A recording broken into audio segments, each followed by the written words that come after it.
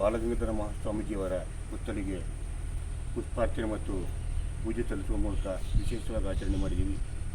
ಈ ಸಂದರ್ಭದಲ್ಲಿ ಎಲ್ಲ ಭಾಗಕ್ಕೆ ಎಲ್ಲ ಗುರುವೃಂದವರಿಗೆ ನಮಸ್ಕಾರಗಳನ್ನು ತಿಳಿಸ್ತಾ, ಗುರುಪೂರ್ಣಿಮೆ ಅಂದರೆ ವಿಶೇಷ ಅರ್ಥ ಇದೆ.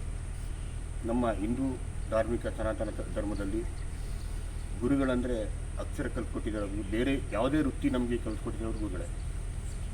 ಇವತ್ತು ನಮಗೆ ಒಂದು ಪತ್ರಿಕಾ ಧರ್ಮಕ್ಕೆ, ಪತ್ರಿಕಾ ಕ್ಷೇತ್ರಕ್ಕೆ ನಮ್ಮ ಲೋಕೇಶ್ ಅವರು, ಬೆಳಕಿನ ಮಂಜಣ್ಣವರು, ನೀಲಕಂಠಣ್ಣವರು ನಮ್ಮನ್ನ ತಂದು ಒಂದು ಉನ್ನತ ಸ್ಥಾನಕ್ಕೆ ಕಲ್ಪಿಸಿದ್ದಾರೆ. ಅಂಥ ಗುರುಗಳಿಗೂ ಕೂಡ ನಾನು ಸ್ಮರಿಸ್ತಾ, ನಮಗೆ ಬಾಲ್ಯದಲ್ಲಿ ಪ್ರಾಥಮಿಕ ಶಿಕ್ಷಣ ನೀಡಿರ್ತಕ್ಕಂಥ, ಪ್ರೌಢಶಾಲೆಯಲ್ಲಿ ಶಿಕ್ಷಣ ನೀಡಿದಂಥ, college, degree, master degree, LLB ಈ ಥರ ಎಲ್ಲ ಕೋರ್ಸ್ಗಳು ಕೂಡ ನಮಗೆ ಸಪೋರ್ಟ್ ಮಾಡಿದ್ದಾರೆ. ಅಂಥ ಗುರುಗಳು ಕೂಡ ಈ ಒಂದು ಸ್ಥಾನವನ್ನು ಕಲ್ಪಿಸಿದ್ದಾರೆ.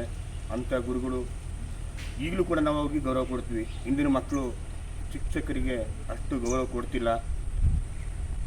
ಹೆಚ್ಚಿನ ಗೌರವ ಕೊಟ್ಟು ಗುರುಗಳನ್ನ ನಾನು ಪಾಠ ಮಾಡಿದ್ವಿ ಒಂದು ಸಾರ್ಥಕವಾಯಿತು ಅನ್ನೋ ಒಂದು ಮನಸ್ಸು ಇದು ಅವರು ಹೇಳಬೇಕು ನಮ್ಮ ಶಿಷ್ಯರ ಬಗ್ಗೆ.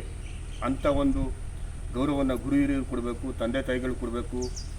ಅಂಥ ಒಂದು ಪುಣ್ಯ ಪವಿತ್ರ ದಿನ ಎಂದು ಇಂಥ ಒಂದು ದಿನವನ್ನು ಇಡೀ ಭಾರತ ದೇಶ, ವಿಶ್ವದಾದ್ಯಂತ ಗುರುಪೂರ್ಣಿಮೆಯನ್ನು ಅತ್ಯಂತ ಸಂಭ್ರಮದಿಂದ ಪವಿತ್ರವಾದ ದಿನವನ್ನು ಆಚರಣೆ ಮಾಡ್ತಾ ಇದ್ದೀವಿ.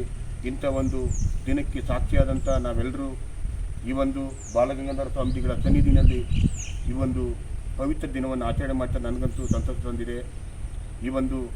ಈ ಕ್ಷೇತ್ರವನ್ನು ಮುನ್ನಡೆಸ್ತಕ್ಕಂಥ ಡಾಕ್ಟರ್ ರಾಮಕೃಷ್ಣೇಗೌಡ ಸರ್ ಅವರು ಕೂಡ ಸ್ಮರಿಸ್ಕೊಳ್ತಾ ಈ ಒಂದು ಕಾರ್ಯಕ್ರಮದಲ್ಲಿ ಪಾಲ್ಗೊಂಡು ಮಾತಾಡಲಿಕ್ಕೆ ಅವಕಾಶ ಮಾಡಿಕೊಟ್ಟಂತಹ ಎಲ್ಲರೂ ಕೂಡ ಗುರುಪೂರ್ಣಿಮೆಯ ಒಂದು ಶುಭಾಶಯವನ್ನು ತಿಳಿಸ್ತಾ ನಾನು ಎರಡು ಮಾತು ಮುಗಿಸ್ತೀನಿ. ನಮಸ್ಕಾರ.